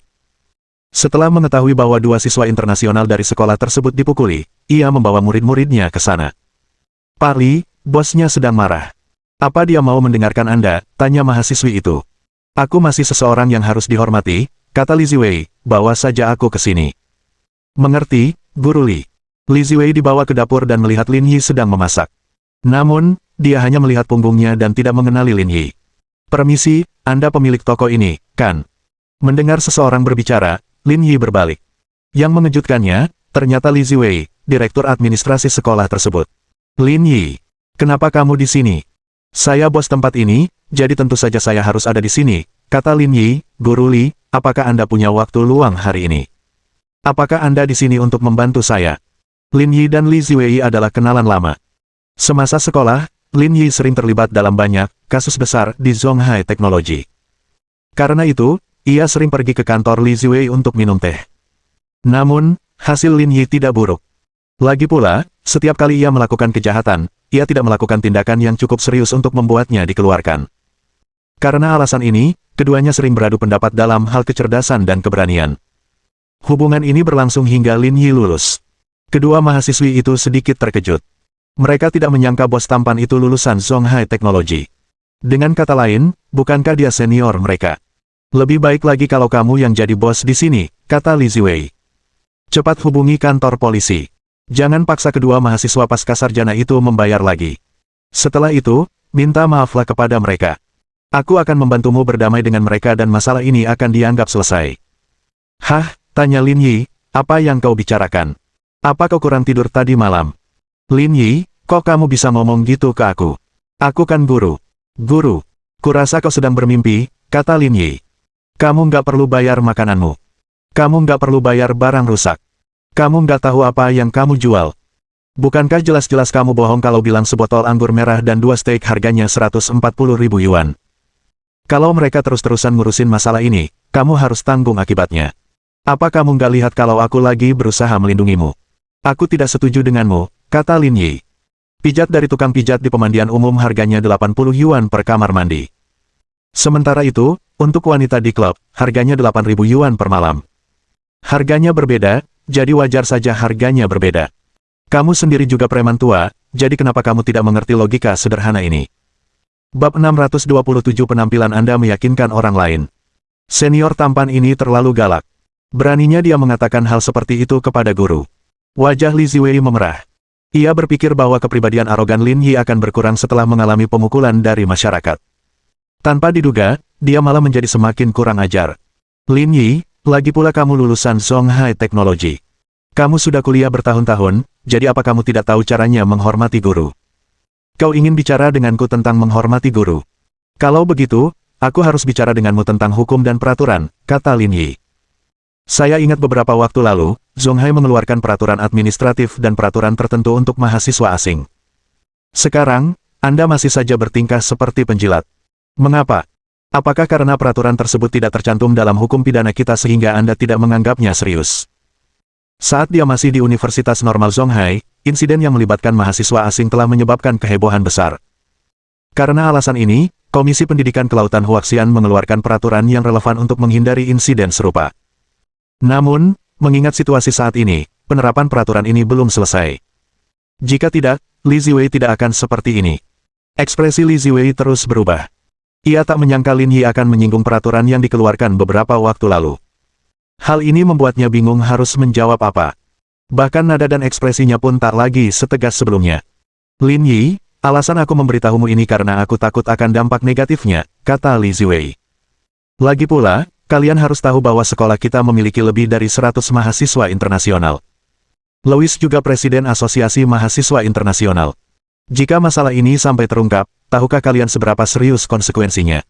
Asosiasi Mahasiswa Internasional, gumam Lin Yi, dulu waktu aku sekolah, kami tidak punya organisasi seperti itu. Itu baru. Beruntung bagi mereka, kurasa. Kalau tidak, mereka pasti sudah lama tenang dan ini tidak akan terjadi. Li Ziwei, kau mendengarkan nasihatku. Kalau terjadi apa-apa, kau takkan sanggup menanggung akibatnya. Jangan bicara padaku tentang konsekuensinya, kata Lin Yi. Waktu sekolah dulu, kami sering berinteraksi. Kau tahu kan sifatku yang menyebalkan itu. Intinya, ini sama saja dengan dulu. Kalau aku tidak melihat 200.000 yuan itu, aku akan mengurung mereka seumur hidup. Anda. Sudahlah, kata Lin Yi, kalau kamu mau makan, cari tempat duduk. Aku akan memberimu diskon 90% untuk hubungan guru-murid kita. Dasar bocah nakal, aku sungguh tidak bisa berbuat apa-apa untukmu. Sambil menggelengkan kepala dan bergumam, Li Ziwei pergi. Adegan ini memperlihatkan sisi jantan Lin Yi kepada para pelanggan di restoran. Sikap keras kepala seperti ini keren sekali. Bos, bolehkah saya menambahkan Anda di WeChat? Tanya seorang gadis berambut hitam panjang. Saya sudah punya bos perempuan. Nggak perlu nambahin saya di WeChat. Ah iya, bos wanitanya tidak ada di sini. Untuk datang ke rumahmu makan, aku harus menghabiskan seluruh uang sakuku bulan ini. Nggak boleh aku tambahkan kamu di WeChat? Tanya perempuan lain. Kode pembayaran di toko seharusnya milik bos wanita, kan? Dengan begini, semua pendapatan di toko akan masuk ke kantong bos wanita. Ayo kita saling menambahkan di WeChat, lalu aku akan mentransfernya kepadamu secara pribadi dan kamu bisa menyimpannya sebagai uangmu sendiri. Bos, tolong tambahkan saya di WeChat. Berderak. Sama seperti banyaknya gadis yang memohon Lin Yi untuk menambahkan mereka di WeChat. Ji Qingyan masuk dari luar dan menatap lurus ke arah Lin Yi. Melihat bos wanita cantik masuk, semua gadis berhenti dan berkata dengan canggung. Nyonya bos, jangan salah paham. Saya hanya ingin menambahkan bos di WeChat. Saya tidak punya niat lain. Saya hanya ingin membantunya saat saya tidak ada pekerjaan. Ya. Misalnya, kalau anakmu nanti masuk TK, kami bisa bantu merekomendasikannya. Seberapa bagus? Lin Yi menghela napas lega. Pantas saja mereka bisa masuk universitas. Refleks mereka cukup bagus. Ji Qingyan terdiam. Apa sebenarnya yang dilakukan Lin Yi hingga mendapat fangirling seperti itu? Ling Yun Group punya begitu banyak karyawan. Apakah mereka masih membutuhkan pelanggan-pelanggan ini untuk membantu mereka merekomendasikan anak mereka? Bagaimanapun, Ji Qingyan telah tiba, dan gadis-gadis itu pergi dengan senyum di wajah mereka. Ji Qingyan pun tidak menganggapnya terlalu serius. Akan ada pula orang yang datang tanpa alasan untuk mendekatinya dan meminta WeChat-nya. Pada pukul 5 sore, He Yuan juga bergegas dan mengambil alih sebagian pekerjaan. Tak lama kemudian, waktu sudah menunjukkan pukul 8 malam, dan jumlah pelanggan di toko itu pun berangsur-angsur berkurang. Hal ini karena Ji Qingyan telah memasang tanda tutup pukul 8 malam. Lin Yi membuat beberapa hidangan sederhana dan bersiap untuk menyelesaikan layanan makan malam. Lin Yi, kudengar kau bertengkar dengan seseorang tadi siang, tanya Ji Qingyan. Saya bertemu dua pengecut dan menendang mereka masing-masing. Mereka lalu dibawa ke kantor polisi. Lin Yi menceritakan apa yang terjadi pada mereka berdua, dan He Yuan menarik kegirangan. Bagus sekali. Semua mahasiswa asing itu menjijikkan. Waktu kita sekolah dulu, kakak perempuan kita selalu diganggu. Oh, apa ada hal seperti itu yang terjadi? Kenapa kamu tiba-tiba membahas ini? Tanya Ji Qingyan. Semuanya sudah berakhir. Biarkan dia bicara. Aku ingin mendengar apa yang terjadi. Saat senior sedang menempuh pendidikan doktoralnya, seorang mahasiswa Meiguan dari Universitas Xian dengan gila-gilaan mengejar senior. Ia memberinya bunga atau hadiah lainnya. Ia bahkan mengatakan ingin memanfaatkan koneksi keluarganya untuk membantu senior memulai bisnis. Seandainya Guru Zhang tidak muncul dan mengusir orang itu, ia mungkin sudah pindah ke Universitas Tsinghua untuk melanjutkan pendidikan doktoralnya. Sialan, dia cukup berani. Benar sekali, kata He Yuan dengan serius. Lagi pula, saat itu, senior adalah primadona di Universitas Xian.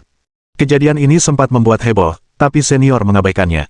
Jangan salah paham. Ji Qingyan mengangkat kepalanya dengan bangga, seolah berkata, saya juga sangat populer saat itu. Petik 1. Orang itu tidak mengganggu kakak perempuanmu lagi, kan? Berakhir di situ, kata He Yuan, dengan perlindungan Guru Zhang, dia tidak berani bertindak gegabah. Perlahan, dia akhirnya berhenti. Ji Qingyan tersenyum indah. Perasaan ini sungguh menyenangkan. Oh ya, bagaimana kabar Long Xin dan Si Tek? Tanya Lin Yi. Hanya ada 2 prosedur yang harus kami kerjakan, prosedur-prosedur itu sedang diubah saat ini, singkatnya, tidak banyak masalah yang perlu kami khawatirkan, kata He Yuan. Semua orang tahu ini anak perusahaan Ling Yun Group. Departemen terkait sudah memberi lampu hijau, jadi tidak akan lama lagi go public. Lin Yi mengangguk. Sekarang ada pusat inkubasi bergaji tinggi di kota ini. Aku akan menjadikannya alamat perusahaan baru. Pusat inkubasi, gumam He Yuan, apakah itu yang di Jalan South Shore nomor 190? Apakah kamu tahu segalanya? Aku sudah lama mendengar rumornya. Sepertinya tempat ini akhirnya siap, kata He Yuan. Tapi saya rasa itu tidak perlu. Tempat-tempat seperti itu hanya untuk perusahaan kecil. Jika Longxin berada di sana, tanpa disadari statusnya akan menurun. Benar, tapi tempat itu sekarang milikku. Tak perlu menyia-nyiakan tempat itu. He Yuan hampir saja memuntahkan mie dari mulutnya. Pusat inkubasi itu milikmu. Kapan kamu membelinya? Bukankah semua uangmu ada di rekeningku? Kenapa aku tidak tahu? Ji Qingyan juga sedikit bingung. Dia tak terpisahkan dari Lin Yi selama beberapa hari terakhir. Kapan dia membeli pusat inkubasi itu? Mungkinkah dia menyembunyikan sejumlah uang? Kalau kakakmu saja tidak tahu, bagaimana kau bisa tahu? Aku tidak ada urusan apa-apa denganmu. Kakak senior dan aku sudah sekelas selama bertahun-tahun. Dia mengenalku dengan baik. Bahkan jika suatu hari nanti kami tidur bersama, dia tidak akan salah paham. Tunggu, jangan menyanjung dirimu sendiri, kata Lin Yi. Dengan tubuh dan penampilanmu, kau sama sekali tidak pantas untukku. Sekalipun itu hanya contoh, itu penghinaan bagiku. Lagi pula, yang dipercaya seniormu bukanlah karaktermu, melainkan penampilan dan tubuhmu. Kau tidak bisa mengancamnya. Kakak senior, lihat dia ngomongin aku lagi. Kamu nggak mau ikut campur. Kalian berdua selalu seperti ini sejak pertama kali bertemu. Kalau aku ikut campur menyelesaikan konflik kalian setiap hari, aku nggak akan punya waktu untuk hal lain. Setelah itu, dia menatap Lin Yi. Ceritakan apa yang terjadi. Kapan kamu membeli tempat itu? Aku tidak membelinya. Itu hadiah dari atasan, kata Lin Yi. Bukankah Direktur Shen sedang meneliti mesin fotolitografi? Lagi pula, chip dan sistem operasi ponsel merupakan beberapa mata rantai terlemah dalam industri teknologi tinggi negara kita. Oleh karena itu, para petinggi tertarik untuk mendukung Longxin memimpin industri teknologi tinggi di Huaxia. Itulah sebabnya mereka memberikannya kepada saya. Tapi saya hanya punya hak kepemilikan selama 20 tahun pertama. Setelah itu, saya harus mengembalikannya. Itu masih lumayan, kata He Yuan.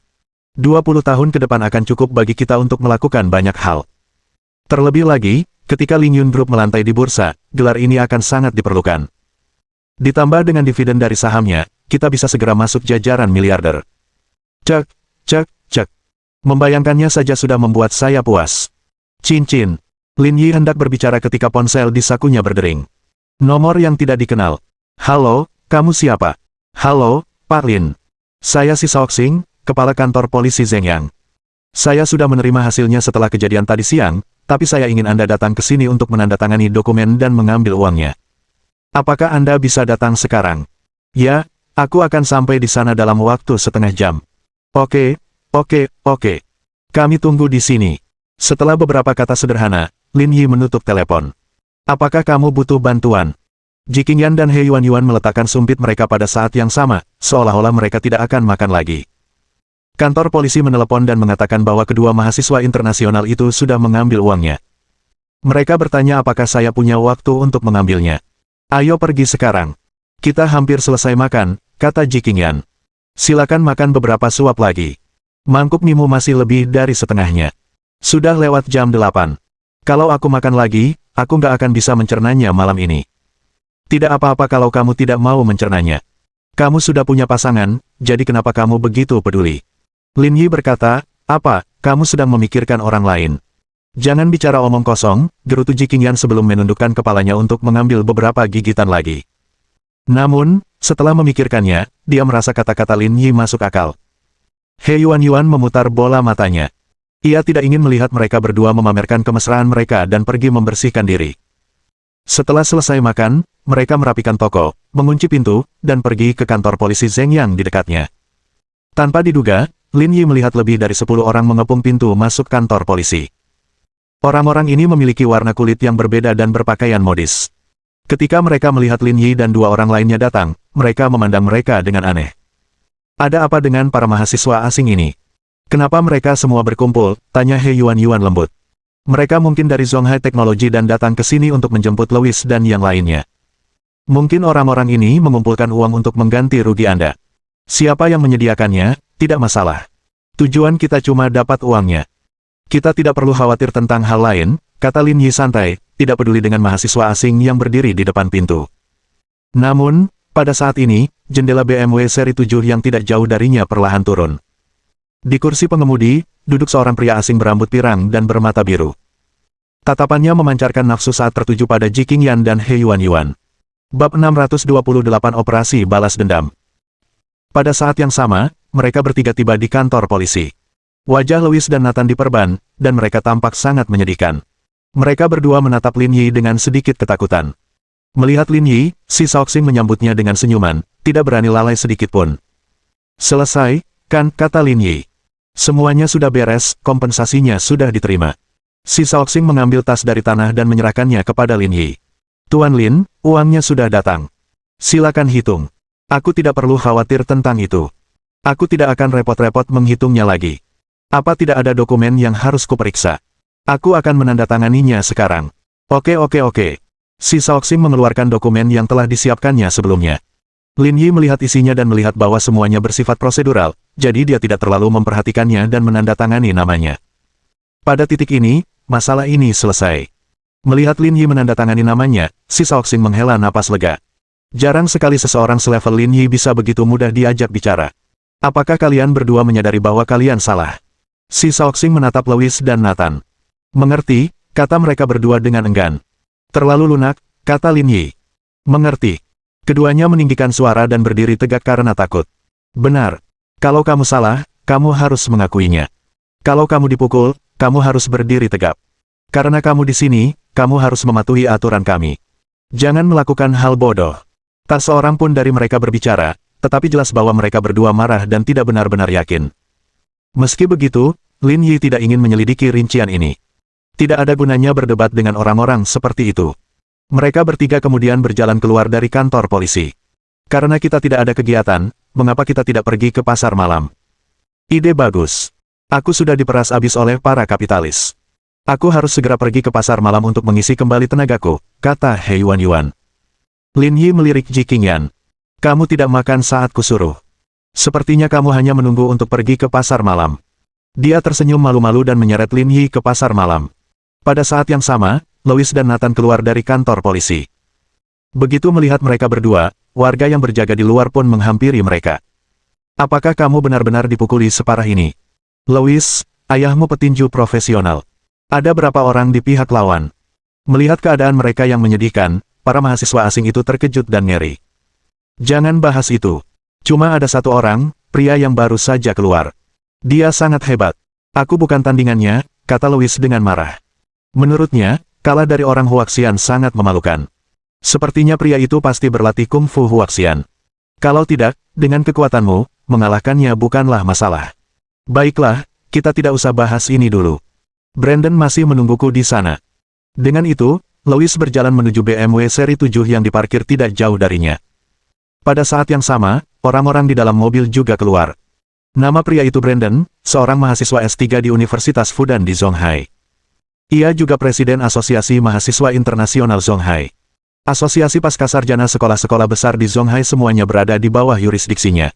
Dia juga bertanggung jawab menangani Louis dan Nathan. Hei, kok kamu bisa dipukuli kayak gini? Brandon sedang menghisap rokok. Rambut pirang panjangnya berkibar tertiup angin, membuatnya tampak sangat riang. Jangan bahas itu. Aku tidak tahu hal seperti itu akan terjadi. Kalau tidak, aku pasti akan membawa lebih banyak orang. Brandon mengangguk dan melihat ke arah Lin Yi, Ji Qingyan, dan yang lainnya pergi. Aku ingin bertanya sesuatu. Tahukah kamu siapa dua wanita yang bersama pria itu? Louis mengingat wajah Ji Qingyan dan He Yuan lalu menggelengkan kepalanya. Tidak, aku tidak tahu. Aku melihat seorang wanita di tokonya tadi siang, tapi bukan mereka berdua, kata Louis. Tapi kedua wanita itu cantik sekali. Aku belum pernah melihat wanita yang lebih cantik darinya, terutama yang memakai celana jeans. Haha, dia memang cantik, kata Brandon. Kalau tidak salah, perempuan berjeans itu seharusnya seniorku waktu itu. Dia idola di Universitas Yan. Sudah bertahun-tahun sejak terakhir kali kita bertemu. Aku tidak menyangka dia tinggal di Zhonghai. Kebetulan sekali. Ya ampun, kalian benar-benar saling kenal. Tentu saja, kata Brandon. Tapi aku dihentikan oleh seorang guru saat sedang merayunya.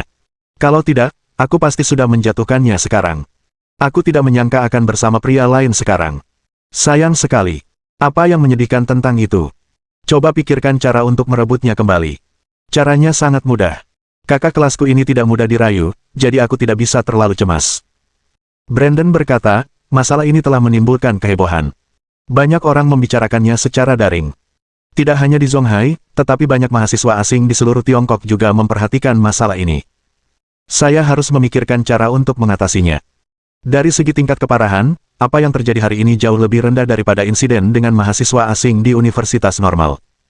Akan tetapi, lokasi terjadinya berbeda, dan hasilnya pun berbeda. Jalan Zhengyang adalah jalan komersial di dekat pusat kota universitas. Puluhan ribu mahasiswa melewatinya setiap hari. Selain itu, para mahasiswa di lingkungan universitas tersebut tidak memiliki kesan yang baik terhadap para mahasiswa internasional ini. Akibatnya, isu ini dengan cepat menyebar secara daring dan bahkan menjadi cukup populer. Saat itu, internet dipenuhi sorak-sorai. Mereka merasa cukup puas dengan hasilnya. Karena itulah para mahasiswa Zonghai sangat marah. Kedua kelompok orang itu sudah bermusuhan. Akibatnya, Brandon menghabiskan sepanjang sore menangani masalah ini, tetapi segala sesuatunya masih tampak suram. Perlawanan dan pidato mereka dengan cepat tenggelam dalam lautan manusia dan diabaikan. Dia sangat kuat. Kalau kita mau memberinya pelajaran, kita harus mendatangkan lebih banyak orang, kata Louis. Menurutku, memberinya pelajaran adalah tindakan yang terlalu mudah dimaafkan, kata Nathan. Kita harus membuatnya berlutut dan meminta maaf kepada kita. Lagi pula, kita tidak bisa membiarkannya terus berjualan di sini. Kalau tidak, kita tidak akan bisa bertahan di sekolah dan akan diejek sampai mati. Nathan adalah serigala berbulu domba. Pada siang hari, ia berani memotong antrean hanya karena dukungan Louis. Akan tetapi, setelah Louis dikalahkan, dialah orang pertama yang mengakui kekalahan. Sekarang Brandon ada di sini, dia bersikap sombong lagi, tetapi dia tidak berani kentut di depan Lin Yi. Ya, Nathan benar. Kita harus memberinya pelajaran. Anehnya, pembicaranya bukan orang Eropa, tetapi orang Asia berkulit kuning. Namanya Shiroishi, dan dia adalah pelajar internasional dari Jepang. Sebelum datang ke Tiongkok, dia tampak normal, tetapi setelah tiba di sini, dia menjadi sedikit tidak normal. Itu karena gadis-gadis Huaxia tidak menyukainya. Mereka lebih suka mencari pria Huaxia yang relatif lebih rendah derajatnya daripada bersamanya. Karena itu, mentalnya menjadi tidak normal. Terlebih lagi, ketika ia bertemu dengan anak-anak laki-laki yang luar biasa itu, kecemburuan di hatinya akan memuncak hingga tak terkendali. Kalau begitu, katakan padaku, apa solusi terbaiknya? Tanya Brandon dengan sebatang rokok di mulutnya. Kurasa kita harus bakar tokonya, lalu tangkap dan hajar dia. Kita tunjukkan betapa kuatnya kita. Ide bagus, kata Nathan. Bakar tokonya dan beri dia pelajaran. Saya juga berpikir ini adalah ide yang bagus, kata mahasiswa internasional lainnya. Tidak. Brandon menggoyangkan jarinya dan berkata, saya tahu kalian semua meremehkan orang-orang Huaxian ini, dan saya juga. Namun, jika kita sampai membakarnya, masalahnya akan langsung membesar. Jika sampai melibatkan tokoh lain, kita harus bertanggung jawab. Kita tidak bisa melakukan ini kecuali kita tidak punya pilihan lain. Bukan tanpa alasan Brandon bisa menjadi presiden Asosiasi Mahasiswa Internasional Zonghai. Pada saat ini, dia masih rasional. Lalu apa yang harus kita lakukan?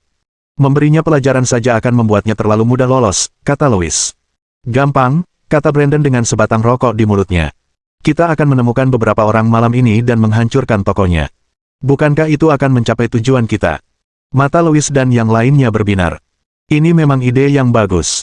Ini karena membakar memang agak terlalu ekstrim. Jika sampai menyebabkan banyak toko terbakar, tidak ada satupun yang bisa lepas dari tanggung jawab. Jika dia mengirim seseorang untuk menghancurkan tokonya, tidak akan ada masalah seperti itu. Sudah diputuskan. Aku akan mengaturnya nanti. Ayo kita makan dulu. Baiklah. Ayo kita lakukan. Bab 629 Dia tidak terluka, dia dirindukan. Di pasar malam di ujung jalan Zhengyang, Lin Yi membawa tas berisi uang sambil mengajak kedua wanita itu berkeliling. Ji Qingyan dan He Yuanyuan memiliki kesukaan khusus pada makanan. Sepanjang perjalanan, tak seorang pun di antara mereka yang berhenti berbicara sedetik pun. Kakak senior, menurutku pasar malam di sini jauh lebih besar daripada pasar malam di Yanjing, kata He Yuanyuan. Pasar malam di gerbang timur sekolah kami cuma punya sedikit barang. Bahkan gak ada yang bisa dibandingkan dengan ini. Itulah sebabnya kami mengunjungi tempat ini beberapa kali, kata Ji Qingyan sambil tersenyum. Aku tahu aku orang ketiga, tapi bisakah kalian berhenti memamerkan kasih sayang kalian, kata He Yuanyuan. Saya tidak akan berada di sini hari ini jika bukan karena ada seseorang yang merawat saya. Jika kamu tidak datang, kamu tidak akan bisa makan makanan lezat seperti ini. Kau benar. Aku sudah lama tidak ke pasar malam. Ini jauh lebih enak daripada yang dijual di gerbang timur. He Yuanyuan mengeluh. Kedua pasar tersebut sama-sama menjual makanan ringan, tetapi mengapa perbedaannya begitu besar? Itu wajar saja, kata Lin Yi. Itu Universitas Yan, bukan universitas biasa, jadi tidak ada hal-hal mewah di sekitarnya. Lumayan juga ada pasar malam yang bisa kita kunjungi. Tapi mahasiswa Universitas Yan juga manusia. Mereka juga harus makan. Kalian tidak tahu bagaimana cara hidup, kata Lin Yi. Universitas Yan penuh dengan mahasiswa-mahasiswa terbaik. Siapa yang punya waktu untuk jalan-jalan? Kalau nggak percaya, lihat saja ini. Kalau di universitas seperti Universitas Fudan, bahkan tidak ada hotel kecil di sekitarnya. Nah, coba lihat kota universitas ini. Ada berbagai hotel yang tersedia dengan harga mulai dari 20 hingga 2.000 yuan. Setiap musim liburan, pasti ada calo yang menjual kembali kamar hotel dengan harga lebih tinggi, tapi mau tidak mau kamu harus menerimanya. Yah, itu tampaknya masuk akal. Bos, kamu pintar sekali. Kenapa kamu hanya kuliah di Zonghai Technology? Kalaupun kamu tidak kuliah di Universitas Tsinghua, setidaknya kamu bisa masuk Universitas 985. Kata He Yuan. Apakah karena kamu jatuh cinta di usia muda dan tidak fokus pada studimu? Ji Qingyan memasang telinganya dan menunggu jawaban Lin Yi dengan serius. Cintailah aku. Aku masih anak laki-laki yang polos saat itu, kata Lin Yi. Saat itu, anak-anak di panti asuhan terlalu banyak dan dana terbatas. Saya tidak punya waktu untuk fokus belajar ketika kelas 3 SMA, jadi saya kurang belajar. Sesederhana itu. Bibi benar-benar luar biasa, dia sudah lama mendukung panti asuhan ini. Di masa lalu, Lin Yi melakukan banyak hal yang tidak dapat dipahami oleh He Yuan. Sekarang setelah mereka lebih banyak berinteraksi, dia perlahan memahami yang terakhir. Mereka bertiga pun melanjutkan berbelanja dan berjalan keluar dari pertokoan menuju tempat penjual kebutuhan sehari-hari. Kakak senior, ada stocking dan celana dalam kartun di depan. Mau lihat? Saya lebih suka tidak membeli pakaian di sini. Kualitasnya tidak terlalu bagus. Itu berguna justru karena kualitasnya tidak bagus, kata He Yuan. Kalau kamu beli barang berkualitas bagus, kamu nggak akan bisa merobeknya dalam waktu lama, sekeras apapun kamu berusaha. Ini cuma akan menunda kesenanganmu. Ji Qingyan tersipu. Omong kosong apa yang kau bicarakan? Tidak bisakah kau diam dan makan makananmu? He Yuan terkekeh. Ekspresi malu kakak perempuannya sungguh memanjakan mata. Hari sudah mulai malam. Mereka bertiga berjalan-jalan sebentar sebelum bersiap pulang. Hah! Mobil di depan kelihatan familiar. Mengikuti pandangan Lin Yi, Ji Qingyan dan He Yuan melihat Alfa putih terparkir di pinggir jalan.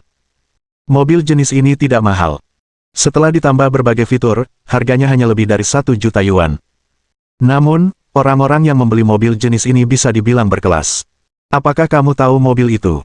Ji Qingyan bertanya dengan santai. Kurasa itu mobil Pat Tuakin. Kenapa jalan itu ada di sini? Ayo kita pergi ke sana dan melihatnya. Mereka bertiga berjalan mendekat. Lin Yi melihat plat nomor mobil dan menyadari bahwa itu memang mobil Qin Han. Ia mengeluarkan ponselnya dan hendak meneleponnya. Akan tetapi, saat dia baru saja mengeluarkan teleponnya, dia mendengar seseorang berteriak di belakangnya. Apa yang kau lihat? Minggirlah. Lin Yi melihat bahwa orang yang berbicara adalah seorang pria muda berambut abu-abu. Dia berpakaian sangat modis dengan sweater longgar dan celana kanvas, dengan kalung perak tergantung di lehernya. Aku kenal pemiliknya, bolehkah aku melihatnya? Lin Yi tersenyum. Jangan bicara omong kosong. Ini mobil Tuan Muda Qin. Bagaimana kau bisa mengenalnya? Wei Qi, apa yang sedang kamu lakukan? Lin Yi hendak berbicara ketika dia mendengar suara Qin Han. Secara kebetulan, Lin Yi melihatnya berjalan keluar dari restoran hotpot dengan seorang wanita berpegangan di tangannya dan Gao Zongyuan di sebelahnya. Saudara Qin, orang ini mengepung mobil Anda dan mengamatinya diam-diam untuk waktu yang lama. Dia bahkan membual bahwa dia mengenal Anda. Saya hampir saja mengusirnya. Dasar bodoh, enyahlah. Dia Lin Yi. Apa kau ragu dia mengenalku? Sial, orang ini saudara Lin. Pemuda berambut abu-abu itu menatap Lin Yi dengan tak percaya. Karena sering bergaul dengan Qin Han dan yang lainnya, ia pernah mendengar nama Lin Yi. Ia hanya pernah mendengarnya sebelumnya, tetapi ia tidak menyangka akan bertemu langsung dengannya hari ini. Kak Lin, maafkan aku. Aku buta dan tidak mengenalimu. Jangan salahkan aku. Tidak apa-apa, kamu tidak melakukannya dengan sengaja, kata Lin Yi. Melihat pria berambut abu-abu itu meminta maaf, He Yuan menyadari bahwa bosnya memiliki pijakan yang kuat di lingkaran pewaris generasi kedua yang kaya di Zonghai. Kemanapun dia pergi, orang-orang akan memanggilnya saudara Lin.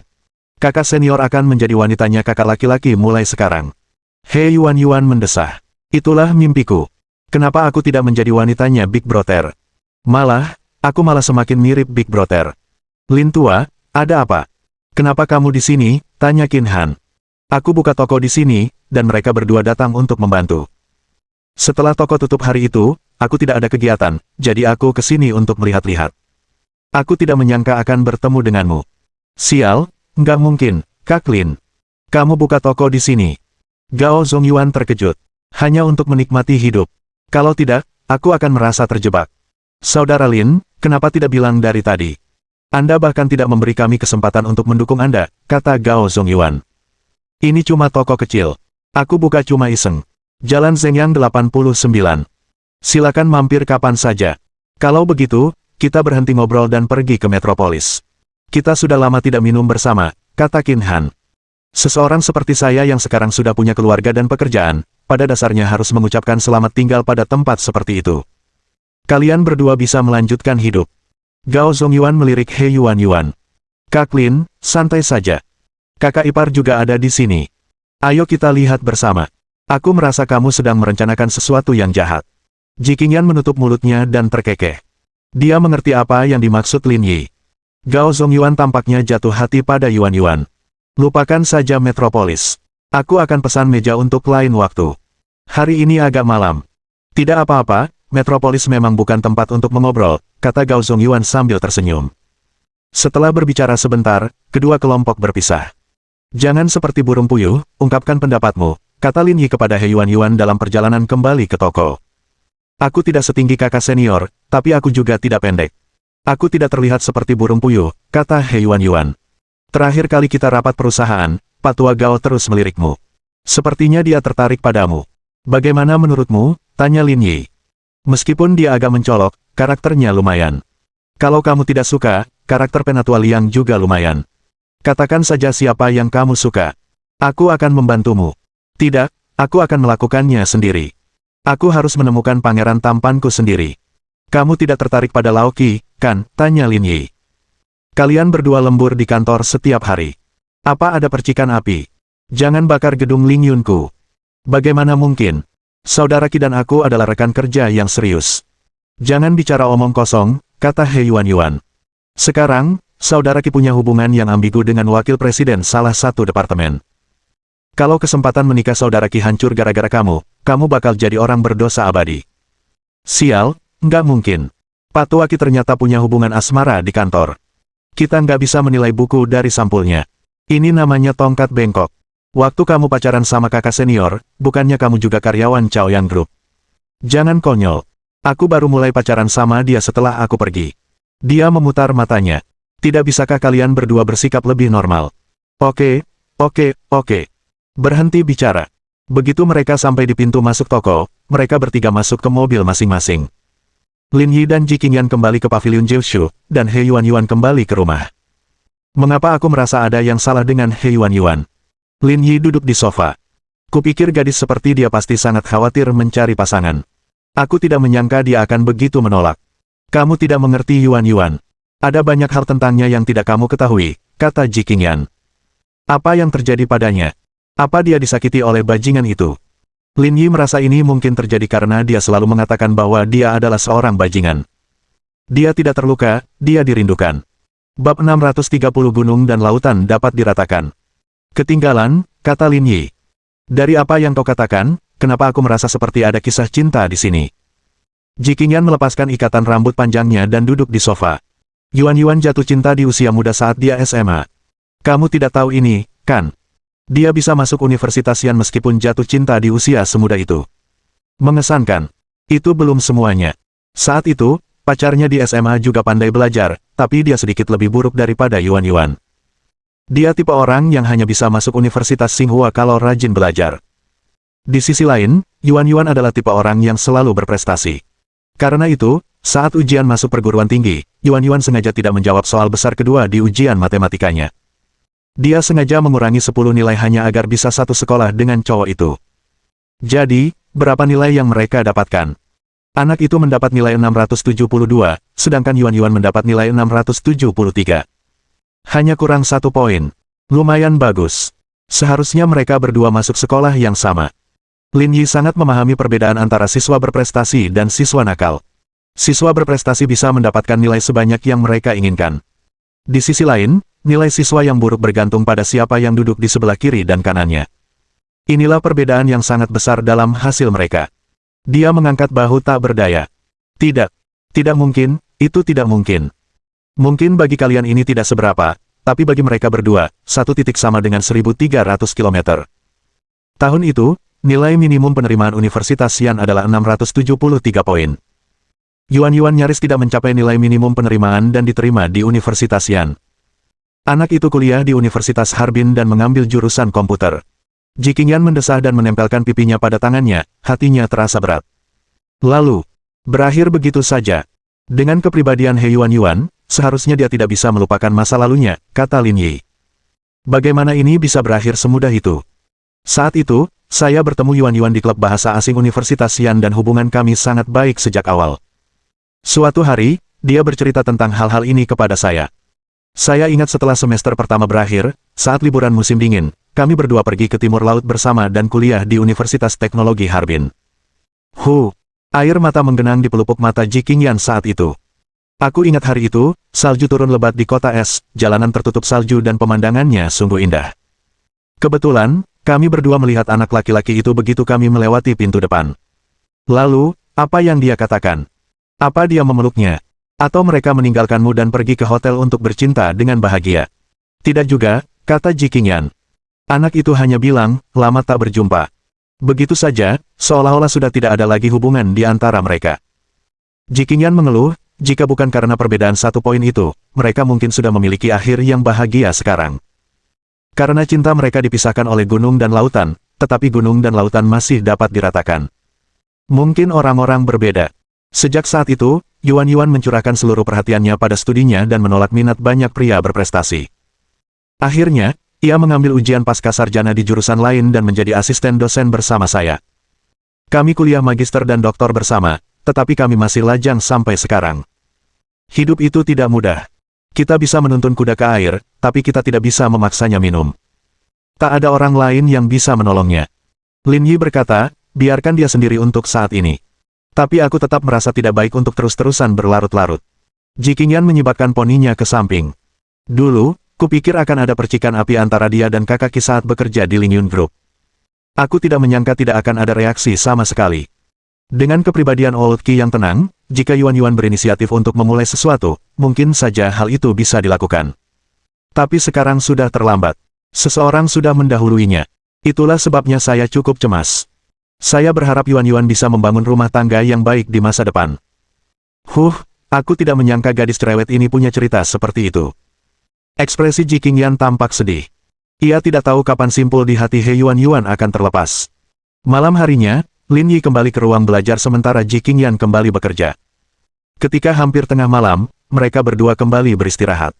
Jika di waktu lain, seandainya Qin Han mengundang Lin Yi ke metropolis, kecil kemungkinan Lin Yi akan menolaknya.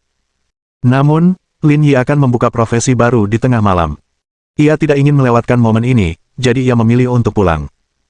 Pada tengah malam, ketika ketiga jarum jam saling tumpang tindih pada pukul 12, suara sistem terdengar dalam benaknya. Kelas baru diaktifkan, ya tidak. Streamer online. Profesi ini cukup menarik. Lin Yi mengusap dagunya dan berkata, tampaknya sistem berada di garis depan penentu tren.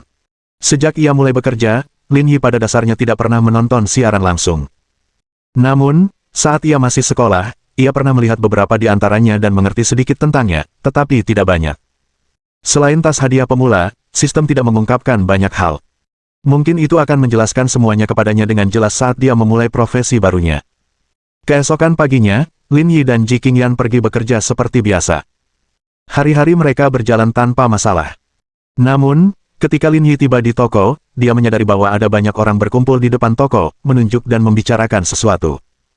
Dilihat dari sudut manapun, mereka tidak tampak sedang antri untuk makan. Bos, Anda di sini. Melihat Lin Yi datang, orang-orang di sekitar pintu memberi jalan. Kami belum buka, kenapa kalian datang pagi-pagi sekali? Lin Yi tersenyum. Bos, kami di sini bukan untuk makan. Ada yang terjadi di tokomu. Ayo lihat, ada sesuatu yang terjadi. Ekspresi Lin Yi membeku saat dia mempercepat langkahnya. Dia terkejut melihat tokonya telah diserang. Pintu besi di luar memiliki beberapa lubang besar dan cat berceceran di atasnya. Pecahan kaca juga berserakan di tanah.